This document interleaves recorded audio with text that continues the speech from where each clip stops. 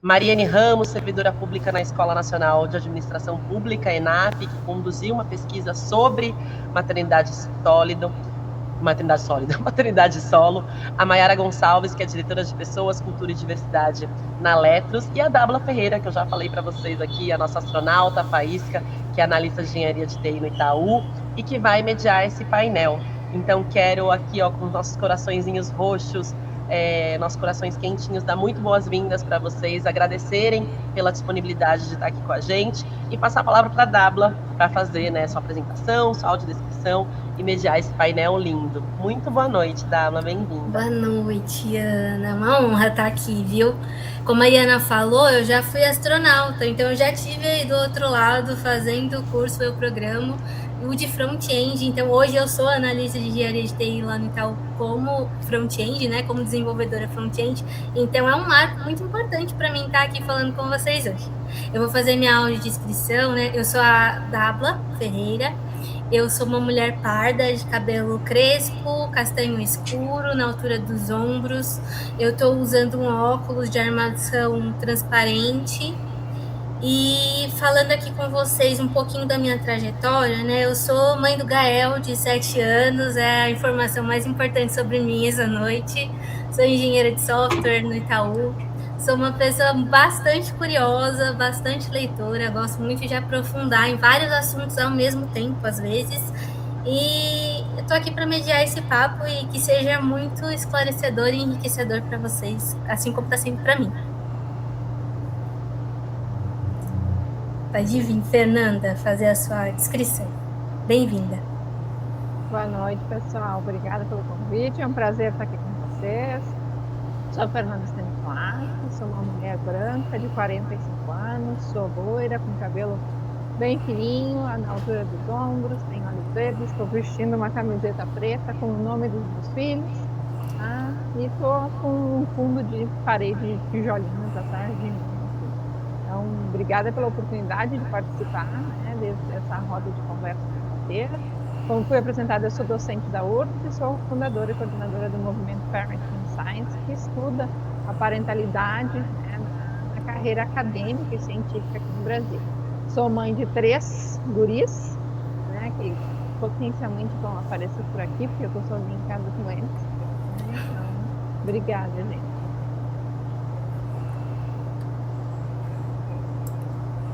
Mariane.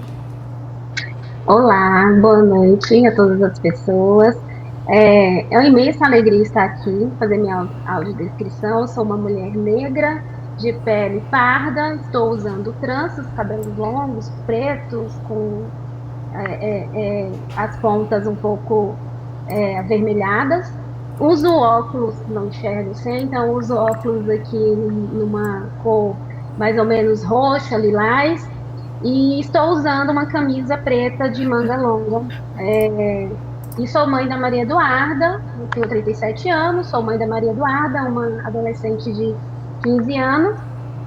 E trabalho, né, atualmente estou aqui na Escola Nacional de Administração Pública, que é a ENAP. Eu estou muito feliz e muito honrada com esse convite e confesso que fiquei aqui com o coração assim, bem já apertado com todos os comentários aqui, depoimentos que eu ouvi.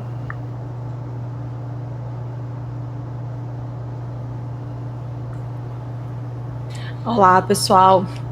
Boa noite. Eu sou a Mayara Gonçalves. É um prazer enorme estar aqui. Eu sou muito fã da programaria há muito tempo, então é realmente uma grande honra. Começando pela minha audiodescrição, eu sou uma mulher parda. Estou usando uma blusa azul clara e um cardigan azul e branco estampado, de florzinhas. Eu tenho cabelo escuro, mas eu estou de tranças com as pontas louras e cacheadas, bem Beyoncé, né? Porque a gente não pode chegar aqui desarmada de qualquer jeito. Mentira, até pode, né? Porque afinal de contas, mães. Mas a gente se organiza tanto quanto possível. Eu sou a mãe do Akin e da Zahara. Akin tem 8 anos, a Zahara tem 11 meses, o que significa que faz 11 meses que eu não tenho uma noite completa de sono. Faço parte do grupo das mães que não foram abençoadas com nenéns que dormem a noite inteira. Fui abençoada na rodada 1, na rodada 2 não. Eu sou psicóloga de formação há mais de 10 anos, eu trabalho com RH, hoje eu sou diretora de Pessoas, Cultura e Diversidade da Letros, que é uma edtech, então faz muitos anos que eu contrato para a área de tecnologia também, a gente pode, enfim, bater um pouco desse papo mais para frente. E o que mais? Tenho 38 anos, também é uma informação relevante, e sou mestra pela UF em Estudos da Subjetividade e pós-graduada em Gestão de Recursos Humanos também. Gente, um time de peso desses, né? Eu queria começar, então, esse papo aqui, puxando por onde que essa equação começa a dar errado. Mães e mercado de trabalho, mães e tecnologia, mães e ciência. Então, eu queria começar o papo aqui pela Fernanda, porque quando a gente fala de maternidade e carreira, muitas vezes a primeira imagem que vem é da mulher que precisou interromper a carreira depois que teve filhos, né? Então, mas o problema ele começa antes disso. Quais as principais barreiras que você identifica que mulheres que são mães, né, para que elas consigam permanecer e avançar? A gente está falando aqui de ciência, né? E o que a experiência lá do Parenting Science revelou sobre isso? Várias vezes quando a gente está conversando sobre a carreira acadêmica, científica, as pessoas dizem, mas é diferente. Não é não, gente. As barreiras que a gente enfrenta na academia, na ciência, são as mesmas, né, em qualquer setor que a gente vai estudar. E vão envolver, né, na história das nossas carreiras, que elas foram desenvolvidas por um grupo muito específico de pessoas que não cuidavam de ninguém. Dentro da academia, a gente normaliza trabalhar 60 horas por semana, a gente não tem férias, a gente acha ok não ter final de semana, não ter feriado. Isso, obviamente, não é realidade para quem tem filhos. Não deveria ser a realidade de ninguém, né, gente? Vamos começar por isso, tá? Mas, para quem tem filhos, não é nenhuma possibilidade, tá? Então, a gente tem essa construção de uma carreira extremamente rígida dentro da academia e da ciência, que vai cobrar linearidade, que vai cobrar temporalidade, que para quem tem um filho e vai precisar cuidar, tá? Não faz parte mais. Então, a gente tem essa questão de falta de flexibilidade, a gente tem essa questão de falta de políticas básicas, né? A gente trabalha muito com estudantes e não importa onde a gente for, né, vai ter, eu preciso de apoio para cuidar dos filhos. Não tem nem creche que dê conta, né, gente? A gente sabe que isso não é um problema. A gente parte de barreiras básicas, de políticas públicas que deveriam atender todas as mulheres e não atendem. A gente tem nos desenvolvimentos da nossa carreira que vão ser trajetórias de sucesso, vão ser trajetórias de dedicação, de comprometimento, mas que vão ser trajetórias diferentes daquilo que a gente idealiza como, né, o sucesso dentro da academia da ciência. Então, para a gente é muito claro que as barreiras, elas não vêm da maternidade, mas sim dessa construção que até pouquíssimo tempo atrás, num passado muito próximo, as mulheres não participavam. E aí, então, é a realidade de uma grande maioria de profissões que a gente está tentando mudar com a experiência que a gente está tendo com o Parenting Science, que é, primeiro, gerar dados, né? A gente precisa conhecer para quem que a gente está lutando, né? Então, gerar dados, entender, né, quem são essas mães, quem são essas pessoas cuidadoras, quem são, né, o alvo da nossa luta, para a gente poder pensar em políticas efetivas. Então, na nossa trajetória do Parent, acho que a gente teve bastante sucesso por isso, né, de pensar políticas com base nos dados, né, pensar em políticas voltadas mesmo para a população que a gente quer atender. Então, a gente tem tentado trabalhar com coisas muito práticas, que a gente pode conversar depois, mas acho que o maior aprendizado que a gente teve com o Parenting Science foi que muitas vezes não é nem, né, coisas práticas, mas sim a gente estar em rede e se reconhecer faz muita diferença, né? Na minha carreira, isso foi algo fundamental, né? Então, acho que é isso que a gente tem vivido dentro da academia. Eu tenho certeza que a experiência de quem está em outras carreiras também. Então, eu acho que você traz aqui uma coisa muito importante. A gente não está falando apenas de permanecer, né, nesse caso. A gente está falando também de quem consegue chegar, né, nesses espaços. E aí a Mariane, ela traz na pesquisa dela esse dado e essa provocação, né, Ela fala, quando a gente olha para mulheres mães que estão fora desses espaços de academia, espaços de maior qualificação, maior inserção profissional, quais são as barreiras que aparecem, Mariene? Assim, como a escolaridade, a falta, né, de escolaridade, a falta de tempo, principalmente a responsabilidade pelo cuidado, né? Você fala de monoparentalidade bastante. Como que isso acaba determinando até que tipo de trabalho, até que tipo de qualificação essa mulher consegue ter acesso? Dabla, eu trago ali uma pesquisa que traz dados ali específicos de famílias monoparentais femininas, que, né, o que a gente chama de mãe solo, eu faço parte, né, desse dado. A gente trouxe ali, na pesquisa, a gente traz um recorte, que é o Brasil, que é a PNAD, a gente utiliza ali a PNAD do IBGE, e a gente verifica como que está a situação dessas mulheres. E quando a gente junta todos os dados, a gente vê que são quase, agora em 2025, já são mais de 11 milhões de mães de famílias monoparentais no Brasil, né? Então, é uma quantidade, assim, que a gente, se colocar dentro, é maior ainda do que a população de Portugal, se a gente for pensar em questão de números. E quando a gente entra, né, no raio-x para verificar quem são essas mulheres, a gente verifica que há uma baixa escolaridade, que a maioria se autodeclaram negras, que 61% são negras. Quando a gente entra no recorte regional ainda, a gente tem uma vulnerabilidade ainda maior. Quando a gente fala de escolaridade, 55% dessas mães, elas não terminaram nem o ensino médio. Isso faz com que já tenha uma vulnerabilidade, uma penalidade, e quando entra no mercado de trabalho, essa penalidade, ela se acentua, né, dentro do mercado de trabalho. Ela na verdade, o mercado de trabalho reproduz essa vulnerabilidade que já existe. Então, a probabilidade delas entrarem no mercado de trabalho por necessidade do cuidado, de conciliar o cuidado com o trabalho, faz com que elas entrem em atividades muito mais precarizadas, como, por exemplo, o serviço doméstico, porque muitas das vezes elas precisam da flexibilidade para conseguir cuidar, né, do seu filho ou da sua filha e, ao mesmo tempo, trazer o sustento ali para dentro da casa. E muitas das vezes não conta com rede de apoio, algumas ainda precisam cuidar dos pais, que às vezes necessitam desse cuidado.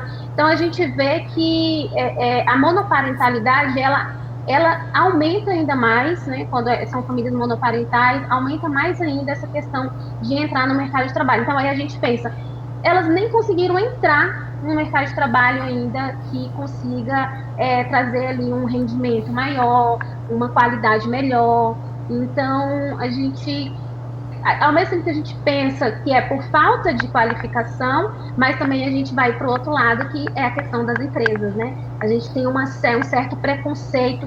Há uma teoria chamada teoria da discriminação estatística, que ela mostra que há uma discriminação, né, quando a mulher ela fala que é mãe. Há pesquisas no mundo inteiro falando isso. Então, há uma dificuldade muito maior ainda. Eu falo por experiência própria, porque eu vi mulheres assim, convivi com mulheres com essa dificuldade, e além disso também sou mãe solo. Eu sei que mesmo sendo servidora pública, mas eu precisei levar minha filha muitas das vezes para conseguir fazer o meu mestrado, para conseguir terminar o meu mestrado. Então, isso também tem a questão de ter um lugar acolhedor também, né? Isso, um trabalho acolhedor e um local, uma faculdade, uma universidade que acolha essas mulheres. Aí de um lado a gente tem a estrutura que dificulta o acesso, né? E do outro a estrutura que cobra uma disponibilidade justamente de quem tem menos possibilidade de oferecer essa disponibilidade, né? E Mayara, e quando essa mulher chega no mercado de trabalho, o que acontece? Porque como o mercado ainda interpreta a maternidade, né? Até que ponto aquilo que a gente fala que é falta de disponibilidade ou falta de ambição, na verdade é uma resposta da realidade de vida que o mercado ainda não aprendeu a acomodar, a receber essas pessoas, né? E aí, o que você acha que o mercado ainda não aprendeu a acomodar? Como que a gente resolve essa equação aqui? Não vou me aventurar em como a gente resolve, mas eu posso dizer que o mundo, ele é muito cruel com as mães, porque esperam que a gente seja mãe como se a gente não trabalhasse, e esperam que a gente trabalhe como se a gente não fosse mãe. E aí, essa equação, esses dois pratinhos que a gente fica tentando equilibrar é a receita do fracasso. Assim, vai dar errado, algum pratinho vai cair. Aí tem a mãe, que é uma excelente profissional e que entrega tudo, mas que chega em casa, carrega uma culpa do tamanho do universo, porque não estava lá quando o filho falou a primeira palavra, quando deu o primeiro passo, ou porque na hora da creche precisou acionar a avó, a tia, não sei o quê. Aí é acusada da mãe que é negligente, muitas vezes, ausente. E assim, pai ausente tranquilo, mas mãe ausente, meu Deus, queimaremos todos, né, no mármore do inferno. Ainda bem que, né, enfim. Mas assim, é uma equação muito cruel. E aí, quando a mãe é uma mãe dedicada, é uma mãe que tá ali presente pro filho, que negocia sempre que possível com o trabalho, que toda folga que puder pegar, pega mesmo, e chega um pouco mais tarde para ir na peça de apresentação da criança, que é 9h30 da manhã, longe, né, considerando que a maioria ainda precisa se deslocar para o trabalho, nem todo mundo tem o privilégio de trabalhar de casa. Eu tenho um privilégio enorme de trabalhar de casa hoje, mas já trabalhei em indústria, já precisei me deslocar. E aí, essa mãe é muito mal vista no trabalho. É vista como a pessoa que, nessa pessoa, a gente não pode contar com ela. Cara, como assim você não pode contar com ela? Que isso? Então, eu acho que essa equação ela é muito cruel. E, como mãe, o que eu converso com outras mães, e não faz muito tempo, eu tive algumas conversas recentes, porque na empresa que eu trabalho, tinha uma mãe que tinha recém-voltado de uma licença, e uma pessoa que tinha acabado de descobrir que estava grávida. Então, faz muito pouco tempo que eu tive essas conversas de uma maneira muito concreta. E para as mães com quem eu converso que não estão no mercado, o que eu costumo falar é: a gente não pode ser ingênua. O mercado, ele não está aí para bater palma pra gente. Então, quando as mães falam, eu não falo que eu tenho filho no meu currículo, meu amor, você não é obrigada, por lei. E se te perguntar, é ilegal também. Você não é obrigada, não fala mesmo não. Por quê? Porque se você falar, você vai ser discriminada, sim. Porque o recrutador, a IA, não sei quem que vai olhar o seu currículo primeiro, vai olhar e vai associar filho com falta de disponibilidade. E existe, em alguma medida, uma verdade nisso, porque você não vai estar... O seu projeto principal na vida não é aquela empresa, é o seu filho, o que eu acho que é absolutamente legítimo. Mas as empresas gostam de ser hipócritas, elas gostam de se sentir a última bolacha do pacote. Eu, carioca, falando bolacha, pegou mal agora pra mim, mas para meus conterrâneos. Mas eu acho que, assim, existe um lugar, assim, de uma postura da gente, enquanto mãe, enquanto mulher, de ser estratégica e de saber também o que a gente não é obrigado a dizer e não ocupar necessariamente aquela postura, aquele lugar de, nossa, por favor, vocês são maravilhosos, por favor, me dê essa oportunidade. Então, assim, se capacitem sim, estudem sim, se posicionem como uma pessoa que tem valor para o mercado, porque eu não durmo há 11 meses, galera, e assim, eu tive a minha licença, voltei, eu trabalho numa empresa que tem 6 meses, né, de licença, o que é maravilhoso, mas 6 meses, 11 meses, tem uma janela aí que eu continuo não dormindo, e, né, o PowerPoint continua precisando ser feito, a reunião, a entrega, né, é isso, eu falo de um lugar hoje de muito privilégio, eu tenho muita consciência disso, mas eu sei que a realidade da maioria não é assim. Então, o que eu posso dizer é: a conta é cruel e a gente não pode ser ingênuo, a gente tem que ser sagaz.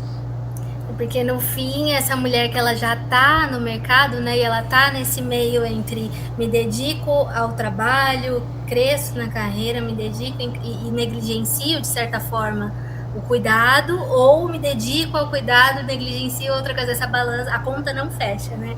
A conta não fecha. Mas o que eu acho é que, assim, a gente precisa reposicionar o problema, porque esse é um falso problema. Me dedico ao trabalho ou me dedico à criança? Meu amor, você se dedica ao trabalho para que você tenha condições de se dedicar a essa criança, porque essa criança, ela custa muito dinheiro. Então, a gente, já que o mundo vai jogar a culpa nas nossas costas, a culpa é nossa, a gente bota ela onde a gente quiser. Vamos tirar ela das nossas costas, porque o mundo já não favorece. Porque aí vai virar uma exaustão, a insegurança, aquela sensação de atraso constante, aí uma perda da identidade profissional, né? E às vezes acaba culminando na interrupção concreta da carreira, né? Por todas, e aí a gente acaba vendo muitas vezes a atribuição dessa interrupção na carreira por culpa dessa mãe que não conseguiu gerir ali todos os pratinhos, né? Aí, continuando aqui o papo com a Mayara, eu queria explorar mais essa parte do que acontece, né, no emocional e profissionalmente, quando a mulher percebe que não consegue mais sustentar a carreira exatamente da mesma forma que ela sustentava antes da maternidade, ou atendendo a todas as expectativas que ela mesma se coloca, né? Você fala bastante dessa ideia de que maternidade não é só uma mudança de rotina, é uma mudança de vida, a transição da vida. E como que você faz para acompanhar? O que você observa, né, como profissional de RH? Assim, eu posso dizer do lugar de profissional de RH, mas eu acho que vai ser mais valioso falar do lugar um pouco de experiência pessoal. Assim. Pessoalmente, a maternidade, ela me reinventou, assim, num lugar muito drástico. Eu brinco, assim, com muito fundo de verdade, que depois do meu primeiro filho, depois do Akin, assim, eu morri e nasci de novo. O que eu quero dizer é que aquela pessoa que existia antes, ela simplesmente não existe mais. Não existe. Depois você resgata alguns pedacinhos, né, de você começa a se reencontrar, mas você se reencontra num lugar muito diferente. Então, não dá para tentar continuar fazendo as coisas da mesma forma, porque a realidade se impõe. Você não vai conseguir, é fato. Porque, eu organizei tudo bonitinho. A sua criança não vai seguir o seu roteiro. Eu não sei o que ela vai fazer. Ela pode ser a criança que dorme a noite inteira, ela pode ser a criança que não dorme, pode ser a criança que nunca fica doente ou a criança que fica doente toda hora. Ela tem um espectro de criatividade para te surpreender todos os dias. Então, quando você aceita que, primeiro, não vai ter roteiro seu que vai dar conta dessa nova realidade de uma maneira impecável. Então, você precisa estar um pouco mais flexível para os imprevistos, para as coisas que fogem. E eu gosto de um pouco de bom humor também, porque às vezes a gente leva a vida bastante a ferro e fogo, porque, caraca, a vida é ferro e fogo. Mas ela já é ferro e fogo em todos os lugares, a gente não precisa fazer isso com a gente dentro de casa também. Então, entender que essa realidade mudou, eu acho que é o primeiro passo. Quando você retorna para a empresa, eu acho que é muito poderoso quando você encontra... Eu sou uma pessoa muito a favor dos grupos, né? Esse princípio do aquilombamento eu gosto para todos os outros grupos e os outros recortes. Porque você se fortalece muito quando você entende que não é só você patinando naquela realidade. Então, dentro da sua empresa, tem mais outras pessoas que são mães? Pergunta para o RH.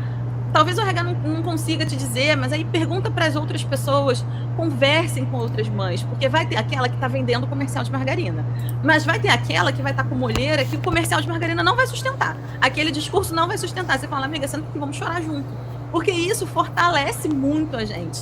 É de uma maneira muito impressionante, a gente subestima o poder do grupo, porque a gente fica tentando resolver individualmente um problema que é social e coletivo. Qual é a chance da gente conseguir fazer isso? Não vai conseguir. Você vai conseguir acumular culpa, desespero, ou acumular uma história, quando tudo dá certo, que é uma história de exceção, que aí também não ajuda muito, porque só você, Alecrim Dourado, conseguiu, você vai entrar no discurso de se eu conseguir, todas conseguem? Espero que não.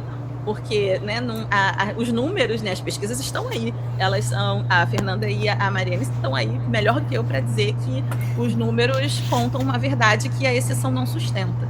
Então, eu acho que essas estratégias ajudam muito, e isso falando muito no âmbito do que cada pessoa pode fazer enquanto mãe, né? Quais são os movimentos que você, enquanto pessoa, consegue fazer.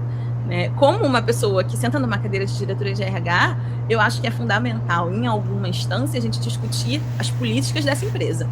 Né? O quanto que... Então, se você está no momento de olhar e de procurar um emprego, é muito cruel porque todo mundo precisa muito do emprego, então as pessoas precisam de dinheiro. Então, quando a gente fala, escolhe a empresa que você vai trabalhar, amada, não estou podendo escolher, estou precisando, no caso, de, né, um Pix do meu salário todo mês. Mas, para aquelas que podem, em algum grau, escolher, dá uma olhada na licença maternidade, porque isso mostra se a empresa se importa minimamente com aquilo ou se ela não está nem aí. E aí você consegue ter pistas se aquele ambiente ele vai ser um pouco mais acolhedor, como a Mariane falou. Eu tive muita sorte com os meus 2 filhos, eu engravidei em empresas que foram muito acolhedoras. Então, eu sei que é raro, entendeu? Mas aí, se você puder dar uma olhada, institucionalmente falando, essas políticas, elas ajudam muito a sustentar. Se tem um auxílio creche que você vai conseguir, né, pagar uma creche, porque não é todo mundo que consegue uma vaga numa creche pública, toda essa dinâmica, ela é muito, muito importante, porque é complicado a gente ficar dando só aqui dicas e soluções individuais para um negócio que é sistêmico, né? A gente precisa compartilhar um pouco essa responsabilidade também. Totalmente. A Fernanda, ela traz nas redes dela uma expressão que eu achei maravilhosa, que é exaustão dos sims. E eu achei isso muito potente, porque essa exaustão dos sims é uma expectativa de que a mulher continue dizendo sim para tudo, né? Seja uma boa mãe, seja uma boa profissional, produza mais, cuide de todo mundo, esteja sempre disponível. De onde que vem essa necessidade de dar conta de tudo, Fernanda? Vem dessa cultura que a gente tem, né, de que a gente não pode falhar. A gente tem muito, principalmente na maternidade, isso também reproduz na carreira, mas principalmente na maternidade, a gente tem essa idealização de que, não, se eu não conseguir dar conta, eu sou uma péssima mãe. Né? Sendo que é aquilo que você falou, gente. O comercial de margarina não é a realidade de... Gente, não vou dizer um número que não é, mas de quase ninguém. Né? Só que a gente tem esse apego. Quando eu comecei a falar mais abertamente sobre maternidade, né, as pessoas dizem, mas tu vai falar isso para as pessoas, tu não quer que ninguém tenha filho? Eu disse, não, gente, eu quero que as pessoas tenham filho sabendo como é que é, sabendo que não tem, acho que a Mayara fala muito bem, não tem como dar conta de todos os pratinhos. E a gente tenta, e aí que vem essa exaustão, que chega no momento, vai consumir a gente. Né? Então, eu acho que, claro, vem com a experiência da vida também, eu sou, né, um pouco mais velha aqui entre vocês, e com o tempo a gente vai conseguindo, né, entender que não dá. A gente vai ter que fazer escolhas e vai envolver, dizer não para todos os lados. Para minha carreira, de repente, aquela oportunidade que eu queria tanto não vai ser naquele momento, eu vou lutar para que seja depois. Eu não vou ser a mãe que vai conseguir estar presente em todos os compromissos de escola dos meus filhos, porque às vezes eu vou priorizar minha carreira, né, Fernanda, viaja bastante, então, tem algumas coisas que eu vou faltar, né, e eu acho que a Mayara falou que é fundamental, a gente poder ter esses grupos de falar a verdade entre nós, é fantástico, porque aí a gente consegue tirar um pouquinho dessa culpa que colocam na gente de qualquer coisa. A mãe nunca está certa. A mãe está falhando enquanto mãe, está falhando enquanto profissional e colocam isso na gente desde sempre. Né? Então, tá nesse grupo onde a gente pode se unir, né? Como disse a Mayara, sentar e chorar junto ali, beleza, isso faz toda a diferença. A gente fortalece, né? Fortalece para você conseguir bancar esses nãos, né? Porque exato, você dizer o não também é bancar esse não depois, claro. O que vem de consequência, né? Eu aprendi e eu consigo dizer não agora, onde eu estou num estágio da minha carreira, que se eu disser um não e alguém não gostar, é ruim para ele. Mas nem no começo da minha carreira não é assim que funciona, né, gente? Vários dos sims eram um não muito verdadeiro que eu queria dar, mas eu sabia que ia ter uma consequência. Né? De novo, estar em grupos, estar em coletivos, ter essa força conjunta, às vezes faz diferença até com coisas práticas, funcionais dentro das nossas carreiras mesmo. Mariene, eu quero trazer aqui a discussão para você, porque olhando para a realidade das mães solo, a gente vai para uma esfera assim completamente diferente, porque tem a ausência de rede de apoio aqui, né? Então, como que essa ausência de rede de apoio, ou de uma segunda pessoa que seja, né, dividindo o cuidado, muda completamente o significado da pausa, de uma escolha profissional, ou de bancar esses nãos que a gente está falando aqui. A gente tem a possibilidade do não, ao menos, nesse cenário? Dábila, a gente está falando de um cenário totalmente diferente, né? Quando eu pensei nessa questão de por que iniciar essa pesquisa específica dentro do grupo, dentro das mães, que já há uma grande penalidade, mas que eu queria verificar como que estava essa penalidade dentro daquelas mulheres que não, no grupo de mulheres que não tem uma rede de apoio ou que não tem uma segunda renda dentro de, né, dentro de casa, esse foi um dos motivos, assim, e aquelas pessoas que não têm uma rede de apoio, como que elas ficam? Aí a gente parte para a questão de que elas não têm nem a opção de parar, né? Porque se elas pararem, elas não vão conseguir trazer ali o rendimento, a renda ali para dentro da casa.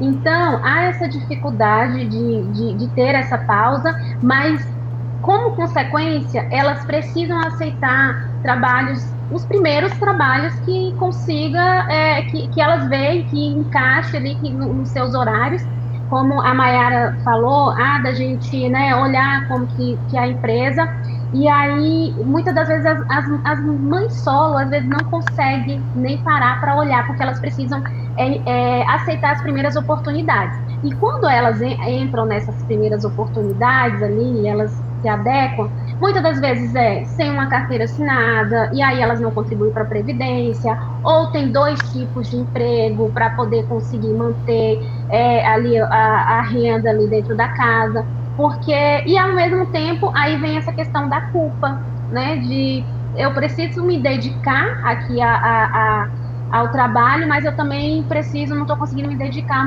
ao meu filho, à minha filha, e eu não tenho uma rede de apoio também que possa me ajudar e não tenho um segundo rendimento. Então, isso tudo faz com que torne ali uma dificuldade, muitas das vezes, né, geralmente afeta ali essas mulheres psicologicamente, e eu falo por experiência própria, no sentido de que muitas das vezes eu já me senti culpada de ter que levar a minha filha para uma aula de mestrado. À noite, ela tem aula pela manhã, à tarde ali comigo, à noite ter ela ir comigo. Então, assim, eu trago também ela para o meu trabalho, ela fica aqui comigo no meu trabalho. Então, a gente fica nessa questão dessa culpa, né, e o que eu estou fazendo nesse momento? Mas aí, ao mesmo tempo, a gente precisa enxergar por outro lado. A gente precisa pensar que se eu estou aqui, é porque eu estou pensando nela também. Eu penso muito isso, né? Se eu estou aqui, eu estou pensando no futuro dela também. Então, há essa dificuldade quando a gente fala de famílias monoparentais, há essa dificuldade. A gente está falando de um mundo que está em transformação digital. E aí, como que a gente diminui essa desigualdade, né, dessas mulheres que às vezes não conseguiam nem terminar o ensino médio, e como que a gente... aí tem a questão de que a transformação digital, ela vai aumentar ou vai diminuir essa desigualdade, pensando nessas mulheres que são chefes de família chefes de famílias em famílias monoparentais. E quando algo interessante para deixar também aqui é que a minha pesquisa, ela não trata de todas as mães solo. A gente tem muito mais mães solo no Brasil, né? A gente tem, acho que a Shakira estava falando, acho que eram 30 milhões, se eu não me engano, não lembro qual era o número que a Shakira falava, mas a minha pesquisa, ela traz ali 10,9 milhões, porque ela só trata aquelas que são chefes de família, né? Não são aquelas que tem, às vezes, engravidou na adolescência, mora com os pais, ela não trata, ela trata só apenas aquelas que realmente necessitam, nesse momento, trazer ali o sustento para casa sozinho. Então, há essa necessidade de conciliar, e isso é muito difícil. Eu vi um dos comentários aqui que falava assim, mas os horários de creche, ele não é conforme os nossos horários de trabalho, e essa é a realidade. E muitas das vezes a gente tem que deixar os nossos filhos 7h30 da manhã na creche, se for integral, mas ao mesmo tempo a gente tem que estar 8 horas no trabalho, mas às vezes é 1 hora até chegar lá no trabalho. E na volta a gente tem que pegar a criança 5h30, 6 horas, só que a gente sai 6 horas do trabalho, a gente mora 6 horas, 1 hora do trabalho. Então essa conta não fecha. E aí o que eu sempre falo, não se culpe, porque não é um problema individual, é estrutural, né? É isso que a gente tem. E aí, né, trago depois, né, se tiverem curiosidades, algumas sugestões para poder a gente tentar, com políticas públicas, diminuir, mitigar um pouquinho desse problema. Tá? Então, a gente tá falando de mães que têm jornada dupla, jornada tripla, e que precisam trazer ali o sustento para dentro da casa. Em contrapartida, né, só fugindo um pouquinho aqui das mães, só levantar uma bola aqui para Mayara, que tem uma diferença interessante aqui quando a gente olha para homens e mulheres, e é muito visível. Essas pessoas depois que têm filhos, né? A paternidade, olhando para o mercado, olhando para as empresas, a paternidade, ela é muitas vezes associada à estabilidade, maturidade, muito mais responsabilidades, enquanto a maternidade ainda pode ser associada a menor disponibilidade, a menor capacidade de envolvimento em projetos grandes, por exemplo. E o que essa diferença revela aqui sobre a forma que o mercado enxerga homens e mulheres? Porque a gente vê os homens sendo premiados por serem pais. Sim. Quando eles assumem essa parentalidade, né? Porque premiados sem fazer nada, muitas vezes, só fez filho. Pois É bem por aí, assim, o que acontece dentro das empresas é que quando o homem se torna pai, ele se torna responsável e confiável. Essa pessoa é um chefe de família, mesmo não sendo. Essa pessoa é capaz de cuidar, então talvez ele possa ser até considerado por uma cadeira de liderança, porque afinal de contas ele é um pai de família, ele sabe liderar. Amado, liderar quem? Fazer o quê, né? Muitas vezes nada.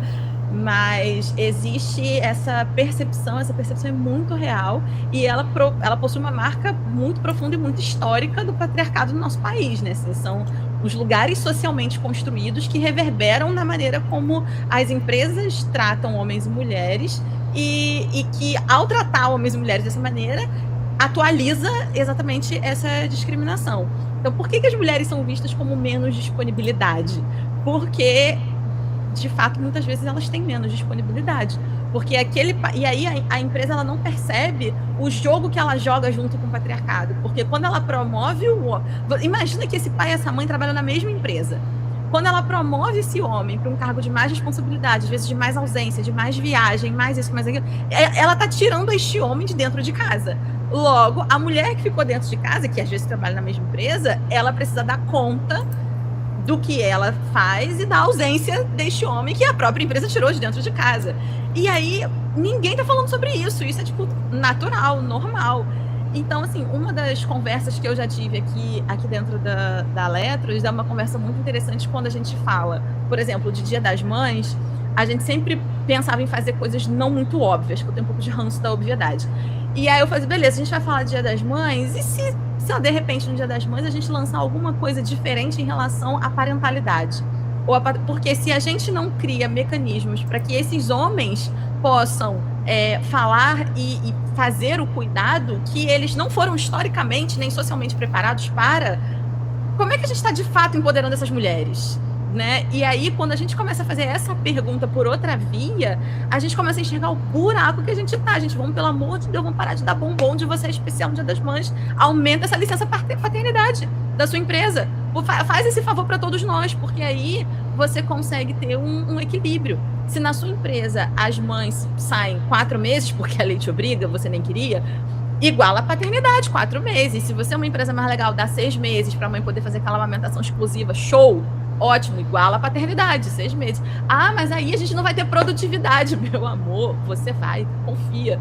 Porque a produtividade, ela também não é tão sensível assim, quanto o capital gosta de achar que é, né? Mas eu queria fazer pegar uma carona, assim, um pouco do que a Mariana estava falando, desse lugar da culpa materna e de eu não tenho rede de apoio e como é que eu faço isso. Isso me lembra uma história, assim, familiar muito marcante, porque eu sou filha de mãe solo, neta de mãe solo, bisneta de mãe solo. Então, tem uma linhagem para trás que hoje eu não tenho esse lugar, né? Eu não sou mãe solo, inclusive eu posso estar aqui às 8h30 quase, porque a minha neném que acorda 50 milhões de vezes, tamo junto, galera, o pai tá ali, a minha mãe tá aqui também, então assim, eu tenho uma super rede de apoio, mas a minha mãe trabalhava em indústria, minha mãe já me levou pra indústria quando eu era neném, e eu ficava no carrinho de bebê na recepção, porque nenéns não podem entrar em indústria, né? Eu já fui pra aula com a minha mãe na faculdade, que a minha mãe não concluiu, porque ela precisou escolher entre pagar o meu colégio e pagar a faculdade dela. Então, assim, são muitas escolhas que as mulheres vão fazendo ao longo da vida, sem ter muita certeza de onde vai dar, sabe? Se perguntando, o que eu tô fazendo? Será que é isso? E o que eu vejo, assim, falando do ponto de vista de filha e de quem herdou isso, é que a gente está assistindo todos os esforços, assim, os nossos filhos assistem todos os nossos esforços, né? E eles veem a gente como uma pessoa completa. Então, toda vez que eu vou para São Paulo e deixo meu filho chorando, porque ele chora mais, o mais velho chora mais do que a mais nova, porque ele não queria que eu fosse, ele tá vendo uma mãe realizada no trabalho. Então, a história que a gente conta não é só a história da culpa que repete na nossa cabeça. Os nossos filhos enxergam tudo. O exemplo ensina muito melhor do que qualquer lição falada, né, que a gente dê, qualquer pedido. E, Mayara, quando essa mulher retorna para o mercado de trabalho, né, depois de uma pausa, o que a empresa precisa fazer para esse retorno não ser só uma contratação, mas realmente uma possibilidade de permanência mesmo e de crescimento? Porque tem uma fala que diz assim, não adianta você chamar a pessoa para festa, você precisa convidar ela para dançar, né? Então, como que essa mulher ela pode se sentir inserida mesmo? Porque elas têm, inclusive, ali várias inseguranças de voltar depois desse ato, como que elas ficaram fora, né? O que elas têm perdido, como que elas justificam esse gap em relação aos colegas ali. Eu acho que essa pergunta é muito importante porque bate no lugar do acolhimento, como é que a gente acolhe esse retorno, né? Eu acredito que algumas coisas são muito importantes quando a gente acolhe retorno das mães e quando a gente acolhe, na verdade, retorno de qualquer pessoa que você faz todo o trabalho, mas vamos falar aqui das mães. Contexto é fundamental. Essa mãe voltou. Essa mãe precisa de contexto, ela precisa saber o que foi que aconteceu enquanto ela estava fora. Então, preparar minimamente uma apresentação com as coisas mais importantes que aconteceram. O mundo continuou girando enquanto você estava fora. Para onde esse mundo girou? O que aconteceu? Então, fazer essas primeiras reuniões. E aí é a liderança dessa mulher que precisa sentar e dar esse novo banho de loja, né? Esse novo contexto. E às vezes, gente, aconteceram coisas muito absurdas. Às vezes teve uma grande ruptura de cultura. Às vezes coisas que aquela mulher fazia naquele trabalho há 5 anos são abolidas e não existe mais. Então, as coisas mudam muito rápido. Então, você ficar 4 meses fora, vamos trabalhar aqui com a licença obrigatória por lei, às vezes é muito tempo. Então, contexto fundamental. Depois, a gente precisa fazer quase que um novo onboarding com essa pessoa, porque ela acabou de voltar. Então, e se ela fosse uma funcionária nova, o que ela faria? Você marcaria um papo com as outras áreas, um papo com a galera do time, um café. E tem um negócio que eu acho que é unanimidade entre as mães, e aí, mães, por favor, me corrijam se eu estiver errada. A gente ama falar das nossas crias. Por quê? Porque a gente respira essas crianças 24 horas por dia, pelo menos durante 4 meses. Perguntem os filhos dessas mulheres que estão voltando, porque isso traz um tom de a gente entender o que a sua vida mudou, porque muitas vezes a liderança dessa mulher não é mãe ou não é pai, e aí não tem ideia da dimensão que é, quando pergunta, cara, e como é que tá seu filho? Naquele você tinha comentado que, poxa, a vacina deu uma reação, gente, atenção aos detalhes, sabe? Escuta a história, porque a história dessa mulher agora, ela é maior do que só a história dela. Então, eu acho que isso é uma coisa muito, muito valiosa. E o que eu acho mais importante de tudo, e aí a gente fala dos vieses, para de achar que essa mãe não é capaz, porque ela tá voltando, meu amor, 10 vezes mais capaz. Eu vi um vídeo que tá circulando na internet, fala que a pergunta assim, a maternidade te deixou mais gentil, mais soft, e aí corta pra maternidade da natureza. A gente fica feroz. E aí a gente fica feroz, a gente fica ambiciosa, a gente fica com vontade de fazer acontecer. Por quê? Porque agora não é só pela gente. Existe uma cria que depende da gente. 2 crias, 3 crias. Existe uma galera que depende da gente. Especialmente nos casos onde essa mulher é a principal fonte de renda dessa casa. Ela não só quer trabalhar, como ela quer trabalhar muito bem. Então, deem condições, mas sejam realistas. Essa mulher, ela precisa... tem empregos e empregos, né? Mas na maioria dos casos, essa mulher não precisa bater esse ponto de 8 às 5. Não precisa, é mentira. Por quê? Primeiro que ela é muito mais produtiva, porque ela tem que trabalhar com sono, ela tem que trabalhar se ela trabalha de casa, ela tem que trabalhar nos intervalos da soneca. Então, aquilo que ela demorava 3 dias, ela vai fazer em 15 minutos com muita competência. Então, assim, meça pela entrega, mas ajuste essa expectativa de entrega. Por quê? Porque a realidade dela mudou. Você ajustaria se uma pessoa tivesse feito uma cirurgia cardíaca e estivesse voltando para o trabalho agora. Você ajustaria se uma pessoa tivesse saído por qualquer outro motivo. É covarde não ajustar, dado que aconteceu com essa mulher uma mudança, não só de realidade no fato de ter mais uma pessoa morando na casa dela, mas uma mudança biológica, uma mudança cerebral. Ela funciona diferente. Então, como é que você recebe essa mulher? Se reconecte com ela, se apresente de novo, permita que ela se apresente e construa esse espaço, esse cenário, onde ela vai ter a oportunidade de crescer e de performar muito bem. Porque na maioria das vezes a gente faz um setup, a gente enquanto empresa, faz um setup de falha para essa mulher. É claro que ela não vai performar. Por quê? Porque as suas expectativas são reais. Agora, se você é honesto e coloca um setup que considera minimamente, é claro, não dá para fazer milhões de concessões. Não dá. A gente vive num mundo, né, que, enfim, capitalismo, né, galera? Não dá para fazer todas as concessões, mas alguma coisa você consegue fazer, alguma coisa todos nós conseguimos fazer. Então, essa intenção e esse acolhimento de enxergar essa mulher nesse novo lugar eu acho que é assim, game changing, assim, muda o jogo para essa mulher. Inclusive, você vai ganhar uma funcionária altamente engajada. Por quê? Porque não é todo lugar que faz. Então, ficaria um diferencial competitivo para você, empresa. Gratidão eterna, né? Para a empresa que te faz sentir minimamente segura, né? No retorno, né? Um espaço seguro. Aí a gente vai para um vespeiro diferente agora, porque a gente está falando de retorno, mas aí eu queria chamar a Mariene aqui para quando a gente tem um retorno para onde, né? Olhando para as mães que estão em situação de maior vulnerabilidade, eu queria pedir para ela explicar aqui para a gente quais, a partir dos estudos, né, a partir da pesquisa dela, em relação a quais políticas públicas são fundamentais para que esse recomeço seja possível, que essa mulher tenha para onde voltar, que ela tenha oportunidades ali de cara, né, e aí ela tem essa possibilidade de voltar, ter para onde voltar. Dábila, quando a gente fala de retorno, muitas das vezes aí tem a dificuldade da isso. Para onde que essas mães vão voltar? Muitas das vezes elas estavam ali em algum trabalho informal, tiveram filhos, e um dado que chama bastante atenção é que 57% delas, elas têm algum tipo de transferência de renda para complementar a renda, né? Então, a gente está falando de mulheres que o mercado de trabalho sozinho não consegue arcar com o custo ali daquele domicílio, elas precisam da transferência de renda para complementar. Então, muitas das vezes acaba saindo do mercado de trabalho, entrando no...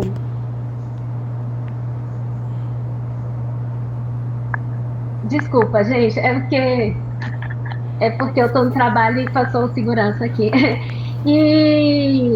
E aí, o que acontece? Quando a gente está falando dessas mulheres que muitas das vezes, né, elas estão no trabalho informal e elas voltam, precisam ali daquela transferência de renda para poder sobreviver ali enquanto está naquele período ali, pelo menos de um mês, e retornam, né, muitas das vezes, e não tem com quem deixar os seus filhos, não tem uma rede de apoio. A minha mãe, quando eu era adolescente, eu ajudava a minha mãe, ali, ao mesmo tempo que ajudava uma renda dentro de casa, ali, minha mãe cobrava um valor irrisório ali para aquelas mulheres que minha mãe cuidava de crianças, então ajudava nessa dinâmica, e muitas das vezes as mulheres saíam de casa às 5 horas da manhã, 10 horas da noite, a gente ainda estava com criança dentro de casa esperando a mãe chegar. Então, quando a gente fala em políticas públicas, a gente precisa olhar... eu sou muito a favor das políticas públicas baseadas em evidências. Por que baseada em evidência? Não adianta a gente querer criar uma política pública aqui e quando a gente chega aqui no nosso público prioritário, ela não se encaixa. Então, assim, a gente precisa de dados, a gente precisa de evidências para que a gente crie políticas, formule, desenhe políticas públicas que caibam ali naquele público-alvo, naquele público prioritário. E hoje o que a gente trata, o que eu falo bastante é isso. A gente tem uma realidade das mães solo que a gente precisa de políticas públicas para encaixar, e eu não estou falando de políticas públicas apenas de transferência de renda, eu estou falando de políticas públicas que dê autonomia para essas mulheres, porque eu sou a favor de dar autonomia para que elas consigam ingressar no mercado de trabalho e ter a sua carreira, e ali na velhice ela não necessitar ali, não ter, muitas das vezes não consegue se aposentar porque não tem contribuição, então a gente precisa dar uma autonomia para essas mulheres. E aí, uma das coisas que eu falo bastante na pesquisa que já foi citado, eu citei, outras pessoas citaram aqui nos nossos comentários, creches. A gente precisa de creches, mas que se adequem, né? A gente não precisa construa várias creches aqui, mas e se essas creches estão se adequando à necessidade dessas mães? Não apenas mães solo, mas de todas as mães? Aí também outro ponto que eu chamo a atenção e a qualificação dessas mulheres? Como que a gente pensa? Será que a gente está pensando em como qualificar essas mulheres que não têm nem o ensino médio completo, para que traga elas, tire elas, né, desse confinamento dos trabalhos mais precarizados, como, por exemplo, o serviço doméstico, tire elas da informalidade e dê oportunidade para essas mulheres? E aí, quando a gente vê, é uma questão não só, né, a gente tem vários Brasis dentro do Brasil, né, uma realidade no Nordeste é diferente do Sul, é diferente do Centro-Oeste, então a gente precisa pensar numa política pública que que caiba tudo isso. O que a gente chama um termo aqui por curiosidade aqui para vocês, é o wicked problem. O que é o wicked problem? É o problema complexo. Quando a gente fala de penalidade pela maternidade, a gente está falando de um problema complexo que só uma solução não vai resolver. Então, a gente precisa de várias soluções para que a gente consiga mitigar ali um pouquinho, diminuir um pouquinho essa questão dessa penalidade, porque é uma questão da gente precisar dar autonomia para essas mulheres. E aí, quando a gente entra na questão de pensar em economia para o Brasil, quando a gente coloca 10,9 milhões de pessoas trabalhando, uma força de trabalho de uma forma adequada, contribuindo, imagine como que isso não vai fazer com que a nossa economia gire, né? Então, eu acho que é isso que a gente precisa pensar em políticas públicas mais efetivas e políticas públicas que realmente atendam às necessidades, não criar políticas públicas de forma aleatória, mas sim de forma que se encaixe ali na realidade dessas mulheres, e aí é onde entram os dados, né? Por exemplo, da Fernanda, da pesquisa ali que eu fiz no IPEA. Então, isso ajuda a criar políticas públicas mais efetivas. Boa, trazendo aqui a experiência da Fernanda aqui com o Parenting Science, eu queria que você desse dicas, Fernanda, de como que o Parenting Science, né, a experiência de vocês pode ensinar essas empresas que ainda estão tentando descobrir como apoiar essas mães, sem transformar essa ajuda, né, em uma espécie essa adaptação das empresas em uma espécie de favor. E aí, se você puder trazer também sobre o seu apoio da Parenting Science aqui com o programa no Recomeços.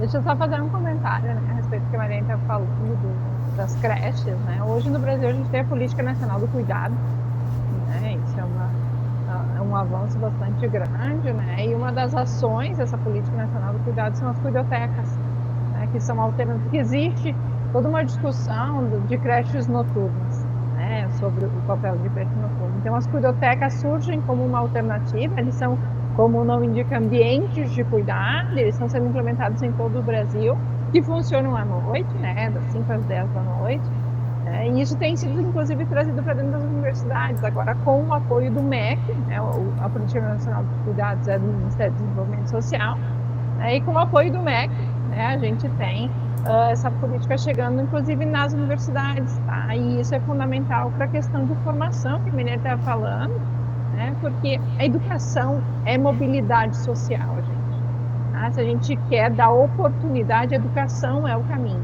né? E as cuidotecas dentro das universidades, dentro das instituições de ensino, têm, né, essa perspectiva.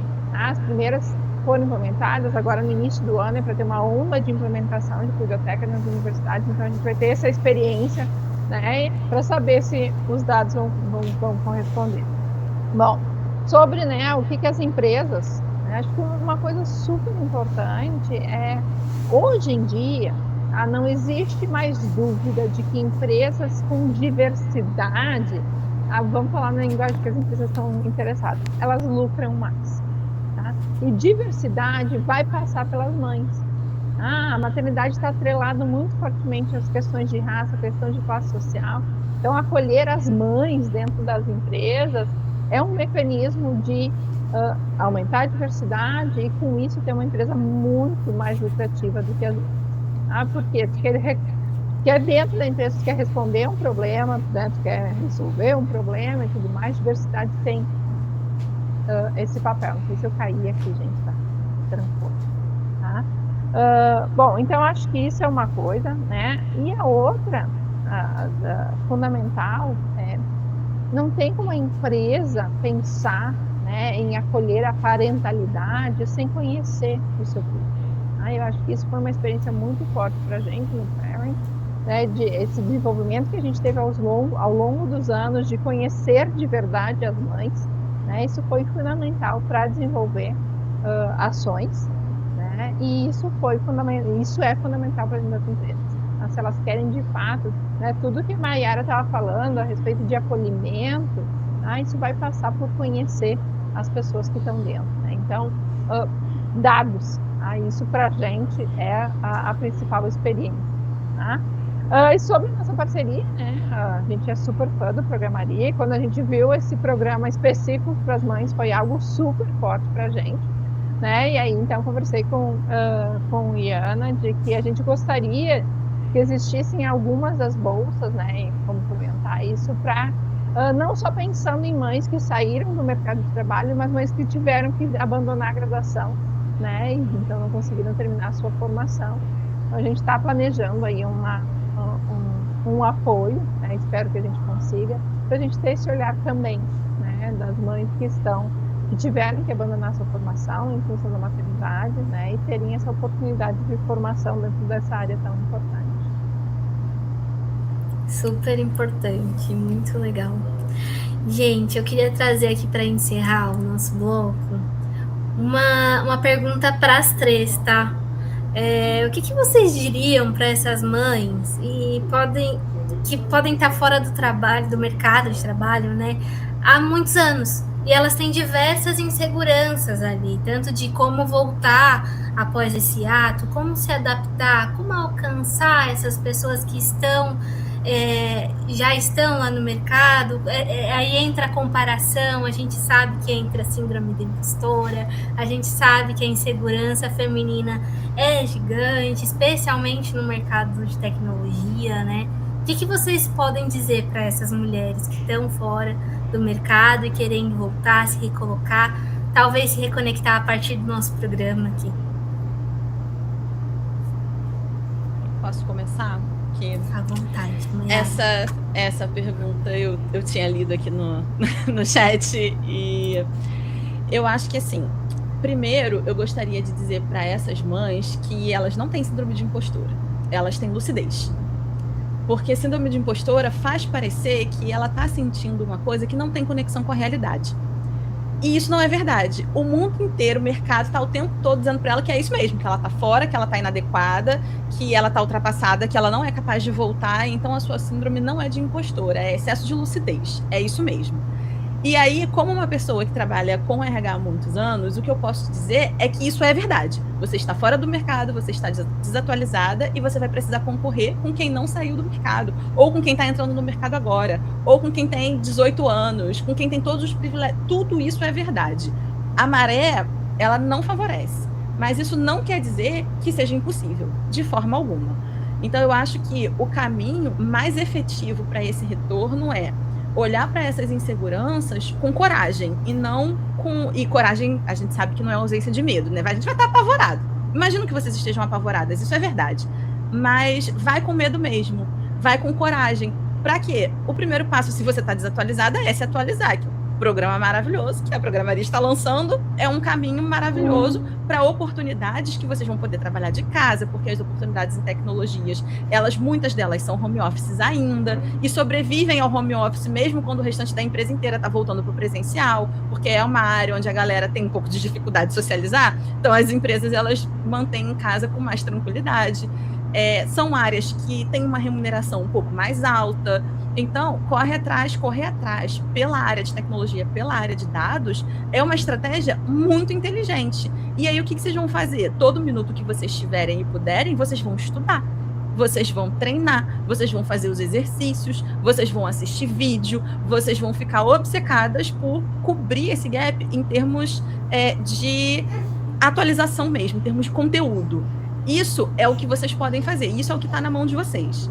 Ah, mas e aí a oportunidade quando eu chegar? A oportunidade, para quem tem fé, a gente acende uma vela, para quem não tem fé, a gente vai na cara e na coragem, elas surgem. E aí, estratégia. A gente vai ter aí a mentoria no final do programa, estratégia na hora de você construir um currículo. Para as mães que já têm filhos mais crescidos e uma idade mais avançada, você não é obrigada a colocar a sua idade no currículo, você não é obrigada a colocar que você tem filho, você só vai colocar o que você sabe e vai com isso. E se alguém te perguntar, é discriminação dentro do processo seletivo. Fica aí a dica.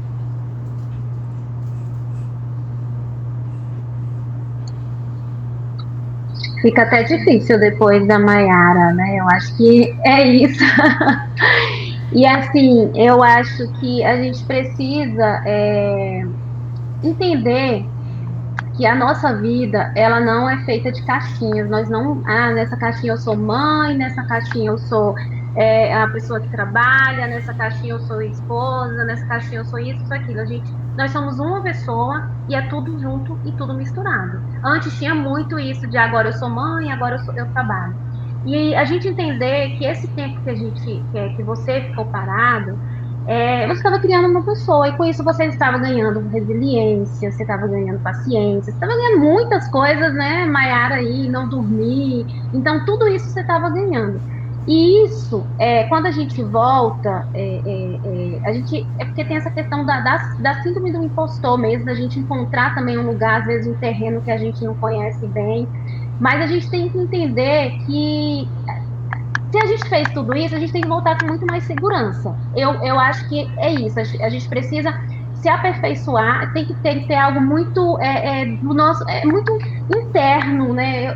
Eu não tive essa questão do meu retorno, como que vai ser o retorno, porque eu já era servidora na época que eu retornei. Mas tem essa questão de que se a gente se qualifica, se a gente está ali, como a Maiara falou, as oportunidades, elas vêm e no momento que essas oportunidades chegam, a gente tem que pensar na questão que nós temos que ter, tudo bem, por fora, por dentro, eu tô aqui, não tenho segurança nenhuma, tô me tremendo, mas por fora, eu consigo, eu sou capaz de fazer isso. Então a gente tem que pensar dessa forma. Eu mudei, eu tô em processo de mudança de carreira, mais ou menos agora, né, depois dos 30, na verdade. Eu me formei em gestão pública, depois fui trabalhar no serviço público, mas com jornalismo. E eu fiz essa transição de carreira com 30 anos. Tudo bem que eu tinha mais segurança, porque eu estava dentro do serviço público. Mas aí, com o mestrado, eu meio que vim para a área de dados. E assim, para mim sempre foi uma insegurança muito grande. Será que eu vou conseguir? Será que eu vou dar conta? E aí eu falo também agora, nesse momento, né, voltado para o curso, que eu vi alguns comentários aqui, será que eu consigo? Porque quando a gente fala de matemática, de exatas, de ciência de dados, de computador, a gente pensa, nossa, mas eu não consigo fazer isso. Então, é isso, acho que a gente tem que ir com medo mesmo, e no final a gente vai olhar para trás e falar, nossa, realmente era isso, não era tão difícil fazer isso. Então, e aproveitar todas as oportunidades que a gente tem para estudar, para se qualificar, e para quando chegar essa oportunidade de entrar no mercado, a gente está ali. E outra, eu sempre aprendi muito, uma amiga minha me falou de trabalho, inclusive falou assim, olha, para você cuidar da sua filha, você precisa estar bem com você, então cuide primeiro de você. E é uma mensagem para mim que chegou assim e caiu de uma forma perfeita. Então, muitas das vezes é difícil a gente olhar para a gente, mas a gente precisa estar bem com a gente para que a gente consiga cuidar dos nossos filhos. E eu tenho aprendido muito outra coisa.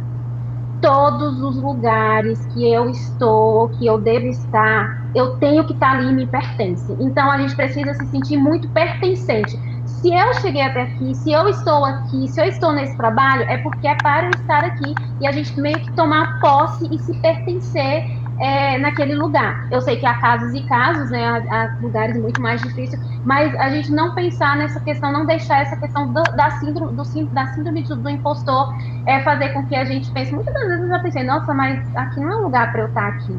Aí às vezes eu parava e falava assim, mas se eu estou aqui é porque é para eu estar aqui. Então a gente precisa se sentir pertencente ali nos lugares que a gente foi colocado para estar.